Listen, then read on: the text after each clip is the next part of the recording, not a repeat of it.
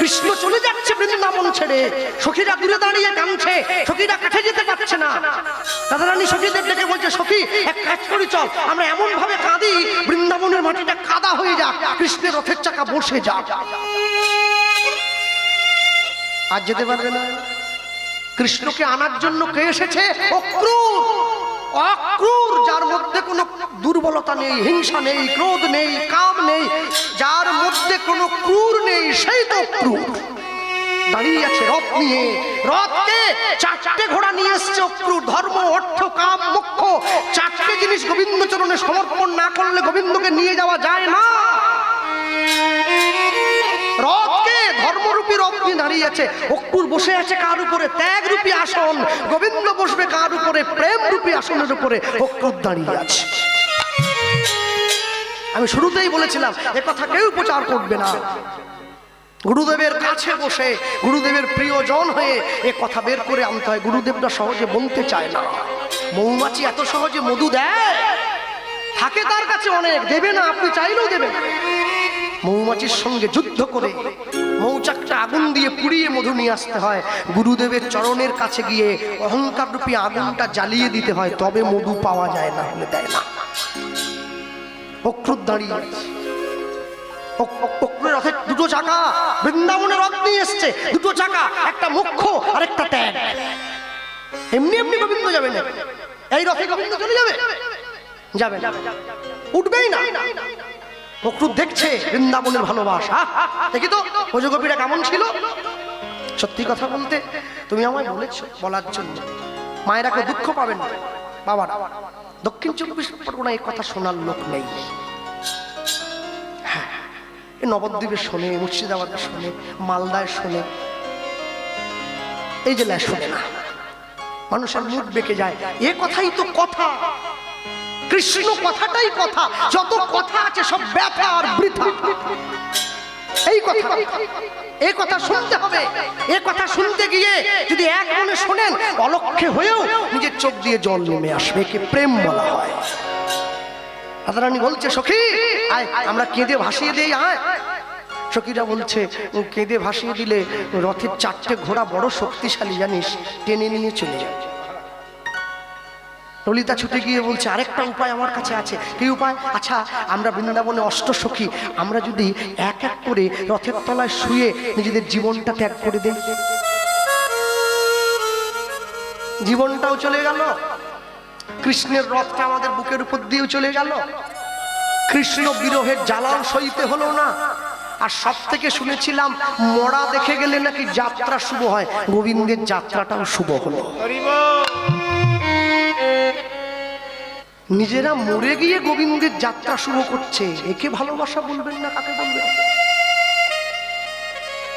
Kerosene শিখা বলে মাটির প্রদীপে, ভাই বলে ডাকো যদি দেব গলা টিপে, হেনকালে গগনেতে উঠিছেন চাঁদা, কেরোসিন শিখা কয়ে এসো মোর দাদা। দাঁড়িয়ে রয়েছে অক্রূরকে নিয়ে, অক্রূর কৃষ্ণকে নিয়ে চলে যাচ্ছে বৃন্দাবনে। সকলে চোখ বন্ধ করে রইল, কেন কৃষ্ণ চলে যাচ্ছে এটা কেউ দর্শন করতে পারবে না। আস্তে উদ্ধব গিয়ে কৃষ্ণের কাছে দাঁড়িয়ে বলছে, সখা বৃন্দাবন থেকে চলে এলি, সকলে ভালো আছে তো? আচ্ছা, সবাই ভালো আছে। উদ্ধব দেখছে গোবিন্দের মুখটা শুকনো হয়ে আছে। আমি আগেই বলেছিলাম উদ্ধব কিন্তু সখা নয়, উদ্ধব মিত্র। গোবিন্দকে বুকে জড়িয়ে ধরেছে। সখা কি হয়েছে? যেই উদ্ধব গোবিন্দকে বুকে জড়িয়ে ধরেছে, আর এই জড়িয়ে ধরা মাত্র দেখবে অষ্টকালীন লীলাব্রতে একটা লীলা হয়, যার নাম আক্ষেপ অনুরাগ। গোবিন্দের মনে আক্ষেপ আছে, উদ্ধবের অন্তরে অনুরাগ আছে। আক্ষেপ আর অনুরাগ যেই এক জায়গায় গিয়ে ঠোকা খেয়েছে, গোবিন্দের নয়ন থেকে জল নেমে এসেছে। এমনি এমনি আসে, জড়িয়ে ধরেছে। উদ্ধব জানে আমি কৃষ্ণকে বুকে জড়িয়ে ধরলে কৃষ্ণের চোখ দিয়ে জল নেমে আসবে। কেন? না কাঁদলে হালকা হওয়া যায় না। চেপে বসে আছে তো, কার কাছে প্রকাশ করবে? শোনো, আনন্দ ভাগ করার জন্য অনেক মানুষ আছে, দুঃখ ভাগ করার জন্য মানুষ নেই। দুঃখ ভাগ করার জন্য যে মানুষটা পাশে থাকে তাকেই বন্ধু বলে জানবে, সেই তোমার মিত্র, বাকি সকলে তোমার শত্রু। উদ্ধব জড়িয়ে ধরেছে, সখারে কি হয়েছে আমায় বল। কৃষ্ণ বলছে, বৃন্দাবনের মানুষ বড় কষ্টে আছে রে উদ্ধব। বৃন্দাবনের গাছপালাগুলো পর্যন্ত কৃষ্ণ বলে কেঁদে কেঁদে তারা আর নড়ে না, স্থির হয়ে গেছে। গাছের শাখায় আর পাতা জন্মায় না, তারা পর্যন্ত কৃষ্ণ বলে কাঁদছে। বৃন্দাবনের পশু পাখি তরুলতা সকলে কৃষ্ণ বলে ব্যাকুল, বুকে জড়িয়ে ধরেছে। তুই একবার বৃন্দাবনে যাবি? কৃষ্ণ বলেছে। উদ্ধব বলছে তুই যাবি না? কৃষ্ণ বলে আমার যাওয়ার যোগ্যতা নষ্ট হয়ে গেছে। গোটা জগতের ভগবান যে নাকি অনায়াসে সব জায়গায় চলে যেতে পারে, সে বলে বৃন্দাবনে যাওয়ার যোগ্যতা আমার নষ্ট হয়েছে। উদ্ধবকে দেখতে একবারে কৃষ্ণের মতো, একদম কৃষ্ণ। উদ্ধব মনে মনে ভাবছে, যে বৃন্দাবনের জন্য তোর এত অনুরাগ, যে বৃন্দাবনের জন্য তোর এত নয়নে জল, আমি একবার সেই বৃন্দাবনের ব্রজবাসীকে পরীক্ষা করে দেখবো যে যারা আমার মিত্রকে কাঁদায়, যারা আমার বন্ধুকে কাঁদায়, তারা তোকে কত ভালোবাসে, আমার থেকেও বেশি নাকি। আমি যাব, আমি বৃন্দাবনে যাব। যেরকম যেরকম কৃষ্ণ শাস্ত্র, উদ্ধব সেই রকম সেজে নিয়েছে। কৃষ্ণের পাশে, কৃষ্ণের সামনে দাঁড়িয়ে দেখছে একটা সখা কোনো জায়গায় বাকি আছে কিনা। গোবিন্দ বলে একটা জায়গা বাকি আছে, আমার নুপুরটা পড়ে যা। গোবিন্দের ডান চরণের নুপুরে 80টি হিরে আছে, বাম চরণের নুপুরে 70টি হিরে আছে। পরে নিয়েছে। গোবিন্দ চরণের নুপুরগুলো এতদিন বাজেনি, কেঁদে কেঁদে নুপুরের মুখগুলো বন্ধ হয়ে গেছে। আজকে চরণ পরিবর্তন হয়েছে, এইবার নুপুর বাজছে কেন, আর কষ্ট সহ্য করতে পারে না। উদ্ধব সেজে হাতে বাঁশিটা নিয়ে বৃন্দাবনে এসে দাঁড়িয়েছে। আর যখনই রথ থেকে নামলো, ওই নুপুরটা ঝুনঝুন করে বেজে উঠেছে। সুখসারি নামে দুটো সাধারণ পাখি গাছের ডালে বসে আছে, এরা গোবিন্দ লীলায় সবসময় সহায়তা করে। দুটো পাখি বসে আছে চোখ বন্ধ করে, সঙ্গে সঙ্গে সারি গিয়ে বলছে, সুখ ওই দেখে মনে হয় মোদের কৃষ্ণ আসিল রে। সুখ বলে, সারি তুই নয়ন উন্মিলন করিস না, কৃষ্ণ আসে নাই, আমাদের প্রতিজ্ঞা ভঙ্গ হবে। সারি বলে, ওরে সুখ আমি গোবিন্দের নুপুরের ধ্বনি শুনেছি, গোবিন্দের অঙ্গ গন্ধ আমার নাসিকায় লেগেছে। উদ্ধব দাঁড়িয়ে আছে গাছের তলায়, দুটো পাখির কথা শুনছে। সারি বলে, ওরে সুখ তুই চোখ মেলে দেখ, গোবিন্দ সামনে আসিল। সুখ বলে, নানা রে সারি, যেই চরণে নুপুর বাঁধা রয়, সেই নুপুর ধ্বনি আমার গোবিন্দের হয়। কিন্তু যেই চরণে নুপুর বাঁধা রয়, সেই চরণ গোবিন্দের নয়, সেই চরণ আমার গোবিন্দের নয়। উদ্ধব ছুটে গিয়ে হাত জোড়ো করে দুটো পাখির সামনে বসে পড়েছে। দুটো পাখির চরণতলে শুয়ে গড়াগড়ি দিচ্ছে। বৃন্দাবনের দুটো পাখি তোমরা কি করে বুঝে গেলে যেই নুপুরের ধ্বনি হচ্ছে সেই নুপুরটা গোবিন্দের, কিন্তু যেই চরণে নুপুরটা বাঁধা আছে সেই চরণটা গোবিন্দের নয়, কি করে বুঝলে? দুটো পাখি বলছে, তুমি তো উদ্ধব, আমাদের কৃষ্ণের মতো দেখতে, কিন্তু কৃষ্ণ নও। কি করে চিনলে? সুকার সারি বলছে, যদি এই চরণ গোবিন্দের হতো, আর যদি গোবিন্দ চরণে নুপুর বাঁধা থাকিত, তাহলে তোমার চরণে নুপুর যেভাবে বাজছে সেভাবে বাজতো না। নুপুর রাধা রাধা বলে বাজিত, নুপুর রাধা রাধা বলে বাজিত। ওই চরণ বুঝি, ওই চরণ বুঝি গোবিন্দের, গোবিন্দের হতো। নুপুর রাধা রাধা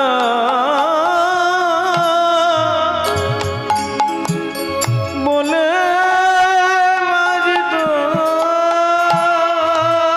ওই রাধা বিনা, ওই নুপুরের সুর যে আধা, তাই নুপুর রাধা রাধা বলে বাজিত। নুপুর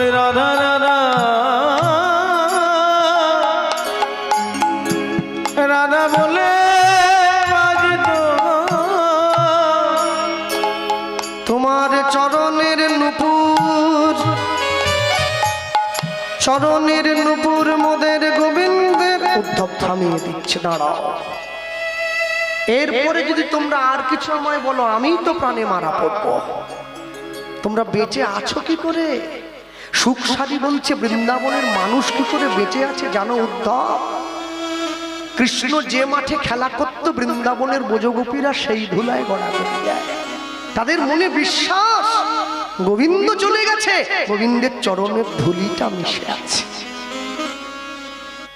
মা যশোমতী গোবিন্দের বস্ত্রগুলো নিয়ে অঙ্গে বোলায়, কৃষ্ণ চলে গেছে, তার বস্ত্রটা তো আছে।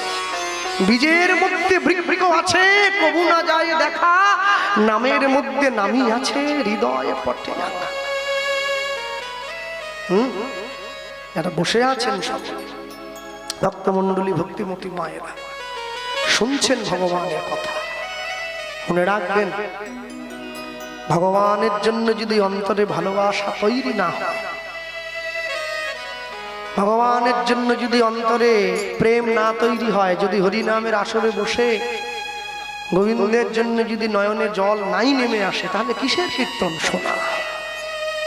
তাহলে কিসের হরিনাম শোনা? তাহলে কিসের এত আয়োজন, কিসের এত আড়ম্বর? এই পাখা চালিয়ে এত আরাম বিরাম করে কি লাভ? মনে রাখবেন পৃথিবীতে প্রত্যেকটা জীবের একটা করে লক্ষ্য আছে।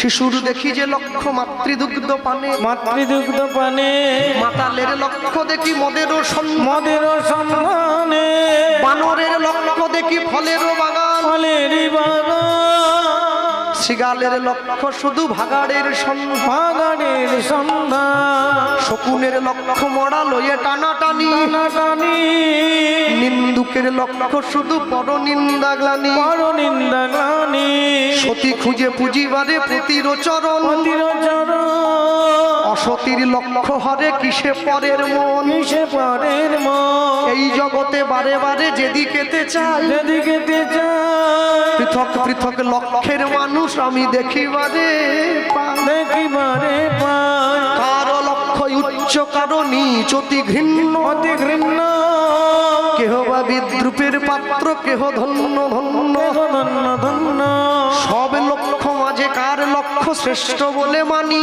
শ্রেষ্ঠ বলে মানি, যার লক্ষ্য আমার রাধা গোবিন্দের রাঙা চরণ দুখানি। রাধা গোবিন্দে, রাধা গোবিন্দে, চরণ দুখানি। লক্ষ্য স্থির করতে হবে। লক্ষ্য যদি স্থির করতে ভুল হয়ে যায় মা, জীবন কষ্টে ভরে যাবে। প্রেমানন্দ ভিক্ষার ঝুলিটা নিয়ে আজকে যখন ভিক্ষার জন্য বাইরে গেছে, হঠাৎ করে লক্ষ্য করছে আকাশের পশ্চিম কোণায় কালো একটা মেঘ উকি দিল। আস্তে আস্তে করে সেই মেঘে পুরো আকাশটা ভরে গিয়েছে, ঝমঝম করে বজ্র বিদ্যুৎ সহকারে বৃষ্টি নেমে এসেছে। প্রেমানন্দ ছুটে গিয়ে গুরুদেবের সামনে হাত জোড়ো করে বলছে, গুরুদেব আমি ভিক্ষায় যাব, বৃষ্টি এসেছে, গ্রামের পথঘাট অন্ধকার হয়ে গেছে, দেখা যাচ্ছে না। গুরুদেব ছুটে গিয়ে প্রেমানন্দকে বলছে, বাবা একটি বার যা, আমার গোবিন্দ কি না খেয়ে থাকবে রে? আমার গোবিন্দ কি উপোস করে থাকবে? ওরে একটি বার যা। প্রেমানন্দ মানুষের দরজায় দরজায় ঘুরে দরজায় টোকা দিচ্ছে, কে আছো মা, আমাকে একটু ভিক্ষে দিয়ে দাও, আমি প্রেমানন্দ। দরজার ভেতর থেকে আওয়াজ আসে, প্রেমানন্দ আজ নয় কালকে আসিস। ভগবান ছাড় দেন, ছেড়ে দেন না। পুকুরে জাল দেওয়া হলে দেখেন না, ছোট ছোট মাছগুলো জেলেরা ধরে ছেড়ে দেয়। ছেড়ে দিয়েছে মানে কি, একে মুক্ত করে দিল, ওকে ধরবে বড় করার জন্য। আমরা এই বিশ্ব ব্রহ্মাণ্ডের মধ্যে মাছের মতো খেলে বেড়াচ্ছি। সৃষ্টিকর্তা আমাদের ছেড়ে রেখেছেন, যখন ইচ্ছে হবে ধরে নেবেন। থাইল্যান্ডে ভূমিকম্প হয়েছে, বহু মানুষকে ধরে নিয়েছে, ইচ্ছে হয়েছে তো তা। ধর্মের থেকে অধর্মটা মাথাচাড়া দিয়ে উঠলেই ওটাকে সামনে থেকে ছেঁটে ব্যালেন্স করে দিতে হবে। মনে রাখবেন, আমি আজ আছি, কাল নাও থাকতে পারি। জীবনে কোনো নিশ্চয়তা নেই। মরে যাওয়াটা কোনো আশ্চর্য নয়, বেঁচে থাকাটা জীবনে বড় আশ্চর্য। যে বাড়ির ছেলে মেয়েরা মাধ্যমিক উচ্চ মাধ্যমিক পরীক্ষা দিচ্ছে, 3 ঘন্টার পরীক্ষার উত্তর লেখার জন্য 2 বছর করে সময় দেয়, 9, 10 মাধ্যমিক, 11, 12 উচ্চ মাধ্যমিক, 3 ঘন্টার পরীক্ষার উত্তর লেখার জন্য 2 ঘন্টাতে আপনি 2 বছর সময় দিয়েছেন। আপনি মানব জীবনের উত্তর বের করবেন, নিজেকে কতক্ষণ সময় দিয়েছেন? 10 মিনিটও দেই নাই। 10 মিনিটের জন্য দিতে হবে তো। সময় গেলে কোন সময়? যখন তোমার যৌবন তখন করো গোবিন্দ ভজন। বৃদ্ধ বয়সে তুমি হয়ে রবে অচেতন, নানা রোগ ব্যাধিতে অচৈতন্য হয়ে পড়ে থাকবে, তখন তুমি বুঝবে ভবে আসা অকারণ। যাবৎ বৃত্ত পার যেন সাক্ষ্য, তাবৎ নিজ পরিবার দত্ত, তদনুচ্চ জরয়া জর্জর দেহে বার্তাং কোপিনা বৃক্ষতি গেহে। যে কদিন পর্যন্ত অর্থ উপার্জন করতে পারবে এই সংসার তোমায় ভালোবাসবে। যাবৎ বৃত্ত পার যেন সাক্ষ্য, যেদিন তোমার দেহটা জরায় জরাজীর্ণ হয়ে যাবে, কেউ ডেকেও তোমার খোঁজ নেবে না, বাবা কেমন আছো, মা কেমন আছো। এই সংসার প্রেমানন্দ চলে যাচ্ছে ঘরের দরজা দিয়ে, জমিদার বাড়ির সামনে দিয়ে চলে যায়। হঠাৎ করে জমিদার গৃহিণী দেখছে একটা ছোট্ট ছেলে ভিক্ষার ঝুলি কাঁধে নিয়ে হাঁটতে হাঁটতে চলে যাচ্ছে। ডাক দিয়েছে, এই কে রে, এদিকে আয়। যেই ডাক দিয়েছে প্রেমানন্দ ছুটে এসেছে। মা, কে তো? চোর বদমাস নাকি? মা, আমি চোর নই, আমার নাম প্রেমানন্দ। প্রেমানন্দ? এইরকম ছেলের নাম তো আমাদের গ্রামে শুনিনি। কোথায় যাচ্ছিস? মা, আমি ভিক্ষার জন্য। কেই বললি? এত বড় বিরাট বড় প্রাকৃতিক দুর্যোগের মধ্যে তোর পিতামাতা তোকে ভিক্ষা করতে পাঠিয়ে দিয়েছে। কে তো বাবা মা? আমাকে বল। মা, আমার বাবা আমাকে পাঠায়নি, আমার মা পাঠায়নি, আমার গুরুদেব। বাহ, গুরুদেবের নির্দেশে জীবনের মায়া ত্যাগ করে ভিক্ষা করছিস? তোর গুরুদেবের ক্ষমতা আছে বলতে? নাম বলতো গুরুদেবের কি নাম? যেই নামটা বলেছে জানো তো মা, আমার গুরুদেবের নাম হচ্ছে রামানন্দ স্বামী। চমকে উঠল, ছুটে গিয়ে প্রেমানন্দকে বুকে জড়িয়ে ধরেছে। কি বললি? আরেকটা বল। মা, আমার গুরুদেবের নাম রামানন্দ স্বামী। জমিদার ঘরণীর চোখে জল এসেছে, প্রেমানন্দকে বুকে জড়িয়ে ধরে ঘরে নিয়ে গেছে। বাবা, আয় আয়, তোর গুরুদেব এমন গুরুদেব যে তার পাতার কুড়িয়ে ঘরে রাধা গোবিন্দকে নামিয়ে এনেছিল। তুই তার শিষ্য, তোর চরণ ধুলি আমার ঘরে পড়লে আমার ঘরটা তো মন্দির হয়ে যাবে রে। আয় ঘরে আয়। শুকনো কাপড় দিয়ে মাথাটা মুছিয়ে দিচ্ছে। বাবা, আমি তোকে ভিক্ষা দেব, হবে না তো? আমার গুরুদেব শিখিয়ে দিয়েছে মা, জানো একটা বাড়ির থেকে 1 মুঠোর বেশি নেওয়া যাবে না। কিন্তু কটা বাড়ি ভিক্ষে করতে বলেছে তোর গুরুদেব? 21টা বাড়ি। আমি তোকে 21 মুঠো চাল দেবো, তোর গুরুদেব কি দেখতে পাবে নাকি তুই কটা বাড়িতে ভিক্ষা করছিস? তুই অনেক দূরে এসেছিস। আরে দারুণ সংসারের এ সকল চরিত্র দেখিয়া আমার পরাণে লাগিছে ভয়।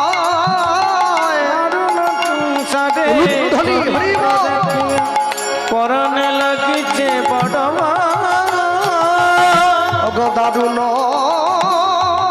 সংসারে এ সকল চরিত্র দেখিয়া আমার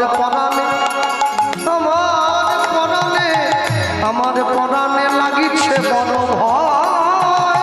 দারুণ সংসারে চরিত্র দেখি পরাণে লাগিছে বড় ভয়। কলিকাল সাপের মুখে, কাল সাপের মুখে সুতিয়া রয়েছে, মোদের না জানি কখন কি হয়। কাল সাপের মুখে সুতিয়া রয়েছে, না জানি কখন কি হয়। আমি সুখে লাগিয়া এ ঘর বাদিনু। চিরঞ্জিতে গিয়েছি বজবজে আমার গান শুনতে, সবে বিয়ে করে ঘরে এসেছি। উপহার দিয়েছে তোমার আর তোমার বৌমা। বৌমা চলে গেছে বাপের বাড়ি। একটা শর্ত দিয়ে গেছে, গান কমাতে হবে তবে সংসার থাকবে, না হলে থাকবে। ভুলে গিয়েছে সে ভাবছে আমার স্বামী বাউল গান গাইতে যায়, ভাবছে আমার স্বামী গান শান করতে যায়, ভাবছে আমার স্বামী অর্কেস্ট্রা করতে যায়, আমার স্বামী হরিনাম গাইতে যায়, ভুলে গেছে। বাড়ির লোক এসে নিয়ে চলে যায়। মনে রাখবেন, সব ছাড়া যায়, ভগবানের চরণ ছাড়া যায় কি? সেন্ট্রাল গভর্নমেন্টে চাকরি ছেড়ে দিয়ে হরিনামে এলাম, যে জন্য হরিনামে এলাম, এখানে এসে দেখি সেই ছাড়ার কথা বলা হচ্ছে। আমি বলেছি তুমি যাও, যেদিন তোমার ভালো লাগবে তুই সেদিন আসবে, না যদি ভালো লাগে আসার দরকার। হ্যাঁ, সুখের লাগিয়া এ ঘর বাঁধিনু, সুখের লাগিয়া এ ঘর বাঁধিনু, বাঁধিনু দুঃখের তরে, সুখের লাগিয়া এ ঘর বাঁধিনু, বাঁধিনু দুঃখের তরে। যেমন জলময় দেখিয়া পতঙ্গ জ্বলছে পুরিয়া মরে, ওগো জলময় দেখিয়া পতঙ্গ জ্বলিছে পুরিয়া মরে, বলি আমার দশা তেমন হলো, তেমন হলো ওই যে পতঙ্গ যেমন পুড়ে মরে, আমার দশা, তেমন হলো দেখো আগুনের রূপে পাগল হয়ে, আমার দশা, তেমন হলো ওই পতঙ্গের ন্যায় পুড়িয়া মরলাম। আমার দশা, তেমন হলো এই সংসার আগুনে জ্বলিয়া মরলাম। আমার দশা, তেমন হলো আমি বেশ তো ছিলাম, ভালোই ছিলাম, হরি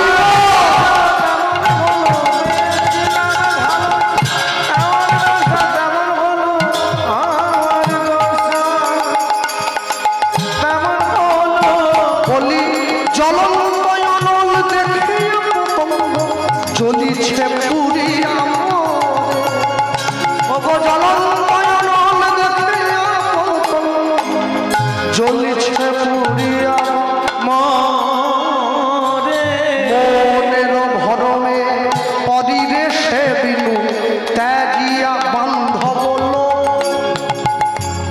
যারা পড়াশোনা করছেন, শিক্ষিত ছেলে মেয়ে, এটি বাংলা ভাষায় লেখা পড়ে। অরি মানে কি? শত্রু, মশারি, মশাযুক্ত অরি, মশার যে শত্রু, ওকে মশারি বলা হয়। মনের ভরমে পরিবেশে বিনু ত্যাগিয়া বান্ধব লোক। এবার কাচের ভরমে মানিক ত্যাজিনু হতেছে পরম শোক।